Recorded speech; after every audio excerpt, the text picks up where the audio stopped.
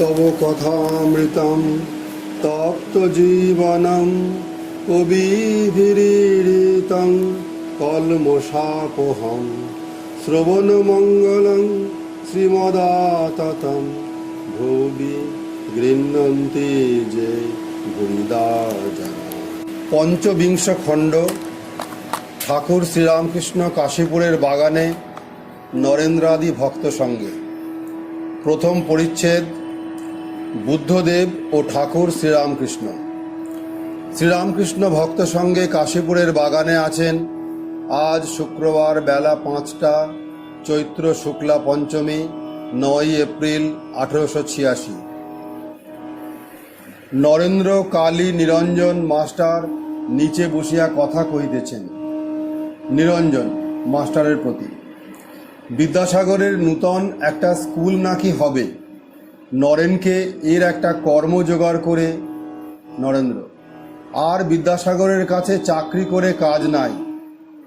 নরেন্দ্র বুদ্ধ গয়া হইতে সবে ফিরিয়াছেন, সেখানে বুদ্ধ মূর্তি দর্শন করিয়াছেন এবং সেই মূর্তির সম্মুখে গভীর ধ্যানে নিমগ্ন হইয়াছিলেন। যে বৃক্ষের নিচে বুদ্ধদেব তপস্যা করিয়া নির্বাণ প্রাপ্ত হইয়াছিলেন, সেই বৃক্ষের স্থানে একটি নূতন বৃক্ষ হইয়াছে, তাহাও দর্শন করিয়াছিলেন। কালী বলিলেন, একদিন গয়ার উমেশবাবুর বাড়িতে নরেন্দ্র গান গাহিতেছিলেন, মৃদঙ্গ সঙ্গে খেয়াল, ধ্রুপদ ইত্যাদি।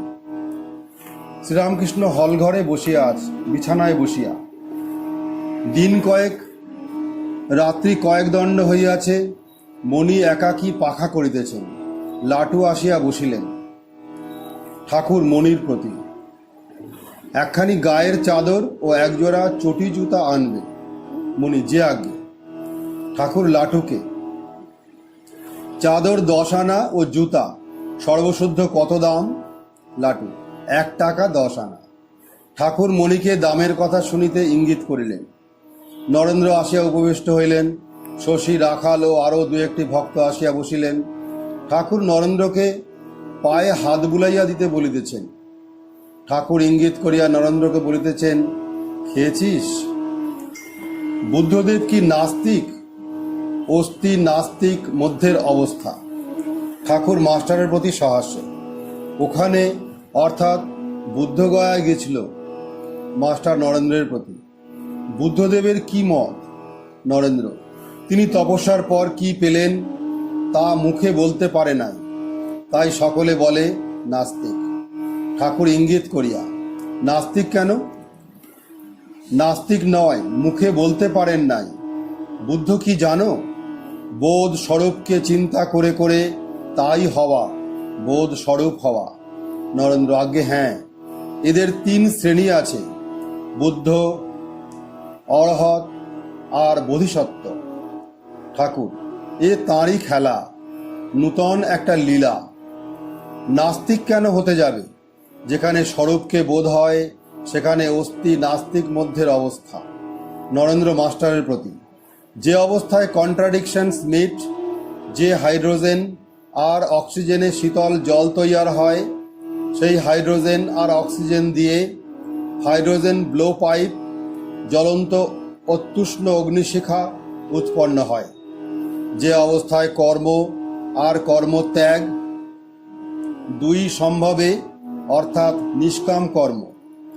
যারা সংসারী ইন্দ্রিয়ের বিষয় নিয়ে রয়েছে তারা বলেছে সব অস্তি, আবার মায়াবাদীরা বলছে নাস্তি। বুদ্ধের অবস্থা এই অস্তি নাস্তিক পরে। ঠাকুর: এ অস্তি নাস্তি প্রকৃতির গুণ, যেখানে ঠিক ঠিক সেখানে অস্তি নাস্তি ছাড়া। ভক্তেরা কিয়ৎক্ষণ সকলে চুপ করিয়া আছেন। ঠাকুর আবার কথা কইতেছেন। বুদ্ধদেবের দয়া ও বৈরাগ্য ও নরেন্দ্র। ঠাকুর নরেন্দ্রের প্রতি: ওদের বুদ্ধদেবের কি মত? মাস্টার নরেন্দ্রের প্রতি: বুদ্ধদেবের কি মত? নরেন্দ্র: ঈশ্বর আছেন কি না আছেন এসব কথা বুদ্ধ বলতেন না, তবে দয়া নিয়েছিলেন। একটা বাজ পক্ষী শিকারকে ধরে তাকে খেতে যাচ্ছিল। বুদ্ধ শিকারটির প্রাণ বাঁচাবার জন্য নিজের মাংস তাকে দিয়েছিলেন। ঠাকুর শ্রীরামকৃষ্ণ চুপ করিয়া আছেন। নরেন্দ্র উৎসাহের সহিত বুদ্ধদেবের কথা আরও বলিতেছেন। নরেন্দ্র, কি বৈরাগ্য! রাজার ছেলে হয়ে সব ত্যাগ করলে। যাদের কিছু নাই, কোনো ঐশ্বর্য নাই, তারা আর কি ত্যাগ করবে? যখন বুদ্ধ হয়ে নির্বাণ লাভ করে বাড়িতে একবার এলেন, তখন স্ত্রীকে, ছেলেকে, রাজবংশের অনেককে বৈরাগ্য অবলম্বন করতে বললেন। কি বৈরাগ্য! কিন্তু এদিকে ব্যাসদেবের আচরণ দেখুন। সুখদেবকে বারণ করে বললেন, পুত্র, সংসারে থেকে ধর্ম করো। ঠাকুর চুপ করিয়া আছেন। এখনো কোনো কথা বলিতেছেন না। নরেন্দ্র, শক্তি ফক্তি কিছু বুদ্ধ মানতেন না, কেবল নির্বাণ। কি বৈরাগ্য! গাছতলায় তপস্যা করতে বসলেন আর বললেন, ইহৈব সূর্যতু মে শরীরম, অর্থাৎ যদি নির্বাণ লাভ না করি তাহলে আমার শরীর এইখানে শুকিয়ে যাক, এই দৃঢ় প্রতিজ্ঞা। শরীরই তো বদমাইশ, ওকে জব্দ না করলে কি কিছু? শশী, তবে যে তুমি বলো মাংস খেলে সত্ত্বগুণ হয়, মাংস খাওয়া উচিত, এ কথা তো বলো। নরেন্দ্র, তাই তো লিখছে। নরেন্দ্র, যেমন মাংস খাই তেমনি মাংস ত্যাগ করে শুধু ভাতও খেতে পারি, নুন না দিয়েও শুধু ভাত খেতে পারি। কিয়ৎক্ষণ পরে ঠাকুর শ্রীরামকৃষ্ণ কথা কহিতেছেন, আবার বুদ্ধদেবের কথা ইঙ্গিত করিয়া জিজ্ঞাসা করিতেছেন, ঠাকুর, বুদ্ধদেবের কি মাথায় ঝুঁটি? নরেন্দ্র, আজ্ঞে না, রুদ্রাক্ষের মালা অনেক জড়ো করলে যা হয় সেই রকম মাথায়। ঠাকুর, চক্ষু? নরেন্দ্র, চক্ষু সমাধিস্থ। ঠাকুর শ্রীরামকৃষ্ণের প্রত্যক্ষ দর্শন আমি সেই। ঠাকুর চুপ করিয়া আছেন। নরেন্দ্র ও অন্যান্য ভক্তেরা তাহাকে এক দৃষ্টে দেখিতেছেন। হঠাৎ তিনি ঈষৎ হাস্য করিয়া আবার নরেন্দ্রের সঙ্গে কথা আরম্ভ করিলেন। মণি হাওয়া করিতেছেন। ঠাকুর নরেন্দ্রের প্রতি, আচ্ছা, এখানে সব আছে না? নাগাদ মুসুর ডাল, ছোলার ডাল, তেঁতুল পর্যন্ত। নরেন্দ্র, আপনি ওসব অবস্থা ভোগ করে নিচে রয়েছেন। মণি স্বগত, সব অবস্থা ভোগ করে ভক্তের অবস্থায়। ঠাকুর, কে যেন নিচে টেনে রেখেছে। এই বলিয়া ঠাকুর শ্রীরামকৃষ্ণ মণির হাত হইতে পাখাখানি লইলেন এবং আবার কথা কহিতে লাগিলেন। ঠাকুর, এই পাখা যেমন দেখছি সামনে প্রত্যক্ষ, ঠিক অমনি আমি ঈশ্বরকে দেখেছি আর দেখলাম। এই বলিয়া ঠাকুর নিজের হৃদয়ে হাত দিয়া ইঙ্গিত করিতেছেন আর নরেন্দ্রকে বলিতেছেন, কি বললুম বল দেখি। নরেন্দ্র, বুঝেছি। ঠাকুর, বল দেখি। নরেন্দ্র, ভালো শুনিনি। ঠাকুর আবার ইঙ্গিত করিতেছেন, দেখলাম তিনি ঈশ্বর আর হৃদয়ের মধ্যে যিনি আছেন এক ব্যক্তি। নরেন্দ্র, হ্যাঁ হ্যাঁ, সোহং। ঠাকুর, তবে একটি রেখা মাত্র আছে, ভক্তের আমি আছে সম্ভোগের জন্য। নরেন্দ্র মাস্টারকে, মহাপুরুষ নিজে উদ্ধার হয়ে গিয়ে জীবের উদ্ধারের জন্য থাকেন, অহংকার নিয়ে থাকেন, দেহের সুখ দুঃখ নিয়ে থাকেন। যেমন মুটেগিরি, আমাদের মুটেগিরি অন কম্পালশন কারে পড়ে, মহাপুরুষ মুটেগিরি করেন শখ করে। ঠাকুর শ্রীরামকৃষ্ণ ও গুরু কৃপা। আবার সকলে চুপ করিয়া আছেন। অহেতুক কৃপা সিন্ধু ঠাকুর শ্রীরামকৃষ্ণ আবার কথা কইতেছেন। আপনি কে, এই তত্ত্ব নরেন্দ্রাদি ভক্তগণকে আবার বুঝাইতেছেন। ঠাকুর নরেন্দ্রাদি ভক্তের প্রতি, ছাদ তো দেখা যায়, কিন্তু ছাদে ওঠা বড় শক্ত। নরেন্দ্র, আজ্ঞে হ্যাঁ। ঠাকুর, তবে যদি কেউ উঠে থাকে দড়ি ফেলে দিয়ে আর একজনকে তুলে নিতে পারে। ঠাকুর শ্রীরামকৃষ্ণের 5 প্রকার সমাধি। ঋষিকেশের সাধু এসেছিল, সে আমাকে বললে, কি আশ্চর্য, তোমাতে 5 প্রকার সমাধি দেখলাম, কখনো কপিবৎ, দেহ বৃক্ষে বানরের ন্যায় মহাবায়ু যেন এ ডাল থেকে ও ডালে একেবারে লাফ দিয়ে উঠে আর সমাধি হয়। কখনো মিনবৎ, মাছ যেমন জলের ভিতরে সরাত সরাত করে যায় আর সুখে বেড়ায়, তেমনি মহাবায়ু দেহের ভিতর চলতে থাকে আর সমাধি হয়। কখনো পক্ষীবৎ, দেহ বৃক্ষে পাখির ন্যায় কখনো এ ডালে কখনো ও ডালে। কখনো পিপিলিকাবৎ, মহাবায়ু পিঁপড়ের মতো একটু একটু করে ভিতরে উঠতে থাকে, তারপরে সহস্রারে বায়ু উঠলে সমাধি হয়। কখনো বা তির্যকবৎ, অর্থাৎ মহাবায়ুর গতি সর্পের ন্যায় আঁকা বাঁকা, তারপর সহস্রারে গিয়ে সমাধি। রাখাল ভক্তদের প্রতি থাক তার কথায়। হ্যাঁ, লাস্টটা বললো তির্যকবৎ, মানে ওই সাপের মতো, সাপের ন্যায় আঁকা বাঁকা, তারপর সহস্রারে গিয়ে সমাধি। কপি, বানর, মিন, মাছ, পক্ষী, পিপিলিকা আর সাপ। রাখাল ভক্তদের প্রতি থাক তার কথায়। অনেক কথা হয়ে গেল, অশোক করবে।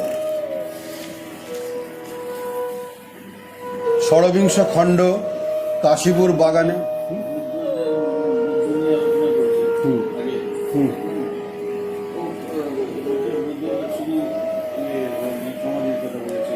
নির্বাণের কথা বলেছেন। হ্যাঁ,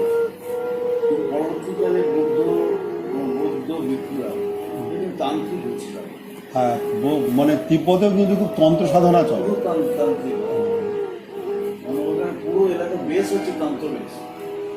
তন্ত্র সাধনা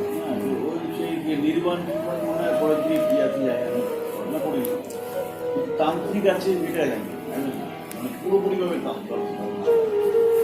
আমাকে দাঁড়াইলে আমার এরাও তন্ত্র সাধনা। এবং যে কিছু কিছু ছবি দেখি যে সব বাঘ ওদের সঙ্গে সঙ্গে সঙ্গে সঙ্গে চলছে, মানে ওরা কি বাঘকে বশ করে ফেলেছে? সব কিন্তু ওই বৌদ্ধ ভিক্ষু, বৌদ্ধ সন্ন্যাসী। ওটা নিয়ে অনেক গন্ডগোল আছে।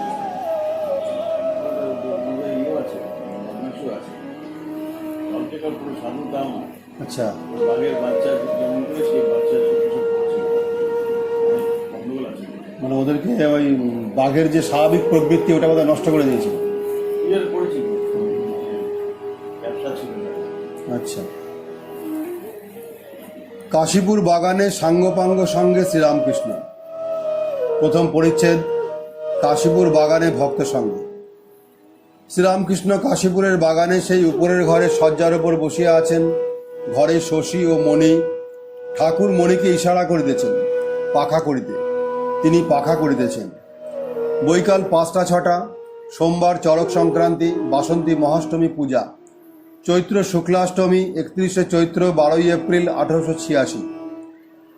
পাড়াতেই চড়ক হইতেছে।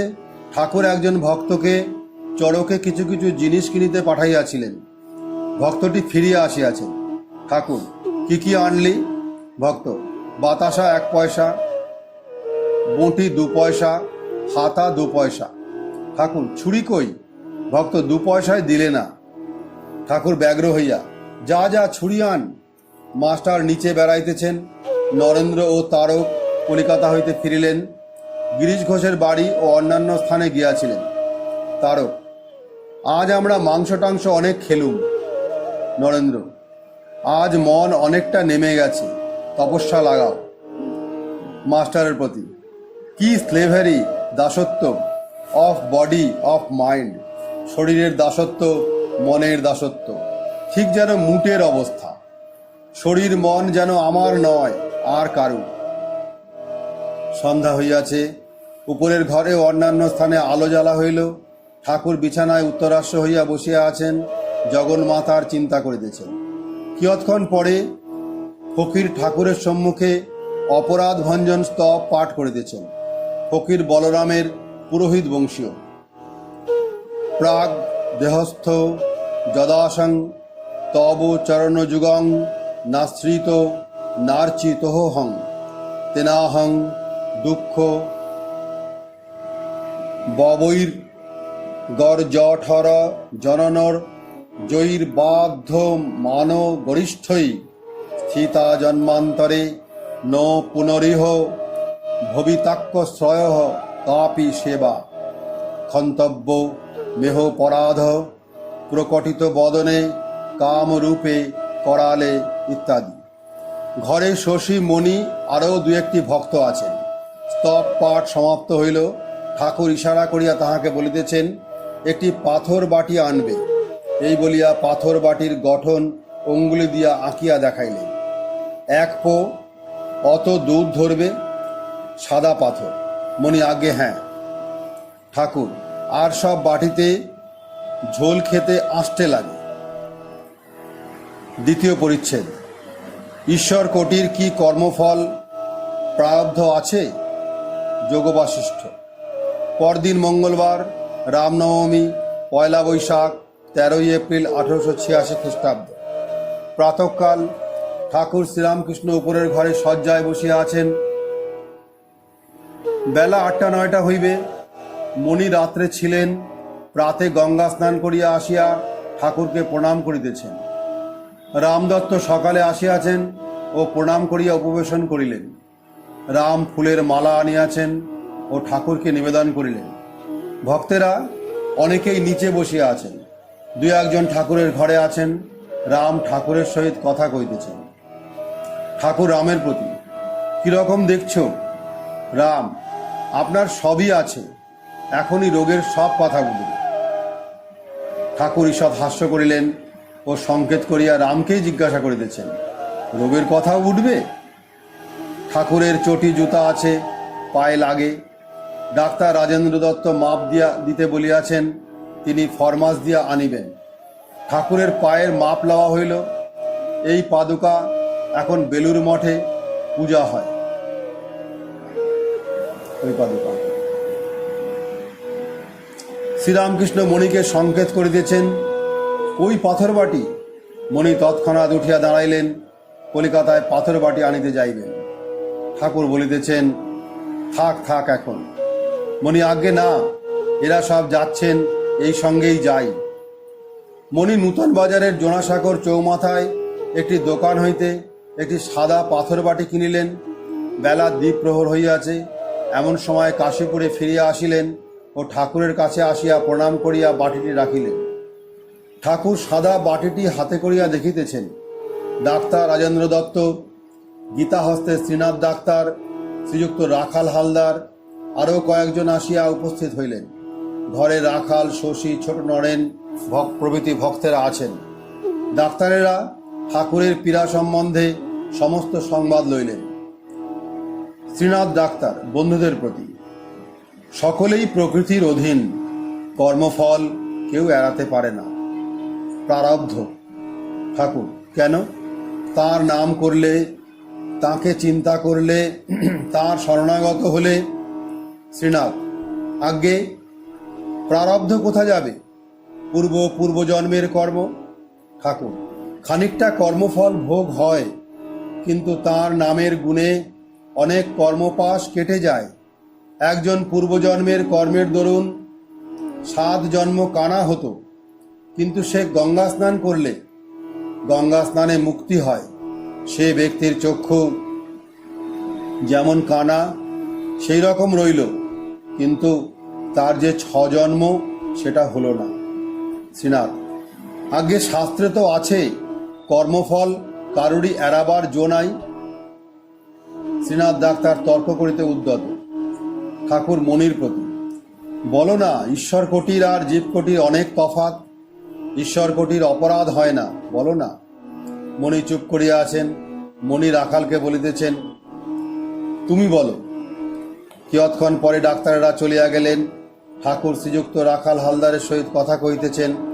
হালদার, শ্রীনাথ ডাক্তার বেদান্ত চর্চা করেন, যোগবাশিষ্ঠ পড়েন। ঠাকুর, সংসারী হয়ে সব স্বপ্নবৎ, এসব মত ভালো নয়। একজন ভক্ত,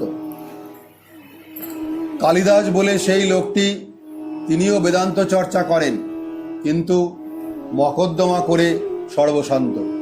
ঠাকুর সহাস্যে, সব মায়া, আবার মোকদ্দমা। রাখালের প্রতি, জনাইয়ের মুখুজ্জে প্রথমে লম্বা লম্বা কথা বলছিল, তারপর শেষকালে বেশ বুঝে গেল। আমি যদি ভালো থাকতুম ওদের সঙ্গে খানিকটা কথা কইতাম। জ্ঞান জ্ঞান কি করলেই হয়। কামজয় দৃষ্টে ঠাকুর শ্রীরামকৃষ্ণের রোমাঞ্চ। হালদার: অনেক জ্ঞান দেখা গেছে, একটু ভক্তি হলে বাঁচি। সেদিন একটা কথা মনে করে এসেছিলাম, তা আপনি মীমাংসা করে দিলেন। ঠাকুর ব্যগ্র হইয়া: কি কি? হালদার: আগে এই ছেলেটি এলে বললেন যে জিতেন্দ্রীয়। ঠাকুর: হ্যাঁ গো, ওর ছোট নরেনের কথা বলছেন। ভিতর বিষয় বুদ্ধি আদপে ঢোকে নাই।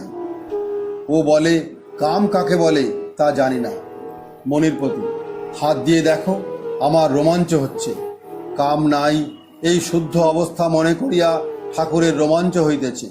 যেখানে কাম নাই সেখানে ঈশ্বর বর্তমান, এই কথা মনে করিয়া কি ঠাকুরের ঈশ্বরের উদ্দীপন হইতেছে? রাখাল হালদার বিদায় লইলেন। ঠাকুর এখনও ভক্ত সঙ্গে বসিয়া আছেন। পাগলি তাহাকে দেখিবার জন্য বড়ই উপদ্রব করে। পাগলির মধুর ভাব বাগানে প্রায় আসে ও দৌড়ে দৌড়ে ঠাকুরের ঘরে এসে পড়ে। ভক্তেরা প্রহারও করেন, কিন্তু তাহাতেও নিবৃত্ত হয় না। শশী: পাগলি এবার এলে ধাক্কা মেরে তাড়াব। ঠাকুর করুণামাখা স্বরে: না না, আসবে, চলে যাবে। রাখাল: আগে আগে অপর পাঁচজন ওর কাছে এলে আমার হিংসে হতো।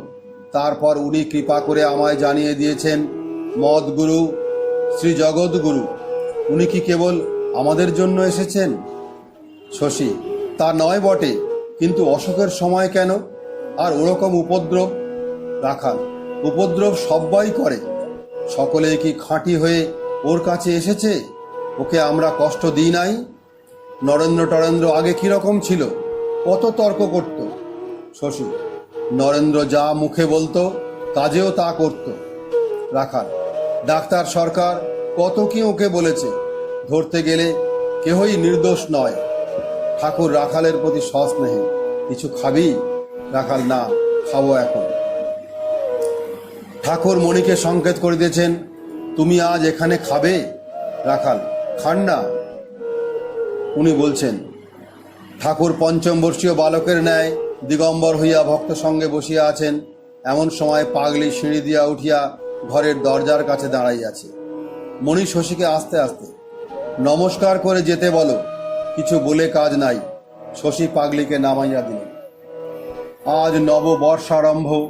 মেয়ে ভক্তেরা অনেকে আসিয়াছেন। ঠাকুরকে ও শ্রী শ্রী মাকে প্রণাম করিলেন ও তাহাদের আশীর্বাদ লইলেন। শ্রীযুক্ত বলরামের পরিবার, মণিমোহনের পরিবার, বাগবাজারের ব্রাহ্মণী ও অন্যান্য অনেক স্ত্রীলোক ভক্তেরা আসিয়াছেন। কেহ কেহ সন্তানাদি লইয়া আসিয়াছেন। তাহারা ঠাকুরকে প্রণাম করিতে উপরের ঘরে আসিলেন। কেহ কেহ ঠাকুরের পাদপদ্মে পুষ্প ও আবির দিলেন। ভক্তদের দুইটি 9-10 বর্ষের মেয়ে ঠাকুরকে গান শুনাইতেছেন। জুড়াইতে চাই, কোথায় জুড়াই, কোথা হতে আসি, কোথা ভেসে যাই, ফিরে ফিরে আসি, কত কাঁদি হাসি, কোথা যাই, সদা ভাবি গোটাই। আবার গান হরি হরি বলরে বিনে। গান ওই আসছে কিশোরী, ওই দেখো এলো তোর নয়ন বাঁকা বংশীধারী। গান দুর্গা নাম জপ সদা রসনা আমার, দুর্গমে শ্রী দুর্গা বিনে কে করে উদ্ধার। ঠাকুর সংকেত করিয়া বলিতেছেন, বেশ মা মা বলছে। ব্রাহ্মণীর ছেলে মানুষের স্বভাব। ঠাকুর হাসিয়া রাখালকে ইঙ্গিত করিতেছেন, ওকে গান গাইতে বলো না। ব্রাহ্মণী গান গাইতেছেন, ভক্তেরা হাসিতেছেন। হরি খেলবো আজ তোমার সনে, একলা পেয়েছি তোমায় নিধুবনে। মেয়েরা উপরের ঘর হইতে নিচে চলিয়া গেলেন। বৈকাল বেলা ঠাকুরের কাছে মণি ও 2-1টি ভক্ত বসিয়া আছেন। নরেন্দ্র ঘরে প্রবেশ করিলেন। ঠাকুর ঠিকই বলেন, নরেন্দ্র যেন খাপ খোলা তলোয়ার লইয়া বেড়াইতেছেন। সন্ন্যাসীর কঠিন নিয়ম ও নরেন্দ্র আসিয়া ঠাকুরের কাছে বসিলেন। ঠাকুরকে শুনাইয়া নরেন্দ্র মেয়েদের সম্বন্ধে যৎপরণাস্তে বিরক্তিভাব প্রকাশ করিতেছেন। মেয়েদের সঙ্গ ঈশ্বর লাভের ভয়ানক বিঘ্ন বলিতেছেন। ঠাকুর কোনো কথা কইতেছেন না, সকলে শুনিতেছেন। নরেন্দ্র আবার বলিতেছেন, আমি চাই শান্তি, আমি ঈশ্বর পর্যন্ত চাই না। ঠাকুর নরেন্দ্রকে এক দৃষ্টে দেখিতেছেন, মুখে কোনো কথা নাই। নরেন্দ্র মাঝে মাঝে সুর করিয়া বলিতেছেন, সত্যম জ্ঞানমনন্তম। রাত্রি 8টা, ঠাকুর শয্যাতে বসিয়া আছেন। দু একটি ভক্ত সম্মুখে বসিয়া। সুরেন্দ্র আপিসের কার্য সারিয়া ঠাকুরকে দেখিতে আসিয়াছেন, হস্তে 4টি কমলালেবু ও 2 ছড়া ফুলের মালা। সুরেন্দ্র ভক্তদের দিকে এক একবার ও ঠাকুরের দিকে এক একবার তাকাইতেছেন, আর হৃদয়ের কথা সমস্ত বলিতেছেন। সুরেন্দ্র মণি প্রভৃতির দিকে তাকাইয়া, আফিসের কাজ সব সেরে এলাম, ভাবলাম 2 নৌকায় পা দিয়ে কি হবে, কাজ সেরে আসাই ভালো। আজ পয়লা বৈশাখ, আবার মঙ্গলবার, কালীঘাটে যাওয়া হলো না। ভাবলাম যিনি কালী ঠিক চিনেছেন তাকে দর্শন করলেই হবে। ঠাকুর শ্রীরামকৃষ্ণ ঈষৎ হাস্য করিতেছেন। সুরেন্দ্র, গুরু দর্শনে, সাধু দর্শনে শুনেছি ফুল ফল নিয়ে আসতে হয়, তাই এগুলি আনলাম। আপনার জন্য টাকা খরচ, তা ভগবান মন দেখেন। কেউ 1 পয়সা দিতে কাতর, আবার কেউ বা 1000 টাকা খরচ করতে কিছুই বোধ করে না। ভগবান মনের ভক্তি দেখেন, তবে গ্রহণ করেন। ঠাকুর মাথা নাড়িয়া সংকেত করিয়া বলিতেছেন, তুমি ঠিক বলছো। সুরেন্দ্র আবার বলিতেছেন, কাল আসতে পারি নাই, সংক্রান্তি, আপনার ছবিকে ফুল দিয়ে সাজালো। ঠাকুর মণিকে সংকেত করিয়া বলিতেছেন, আহা কি ভক্তি। সুরেন্দ্র, আসছিলাম, এই 2 গাছা মালা আনলাম, 4 আনা দাম। ভক্তরা প্রায় সকলেই চলিয়া গেলেন।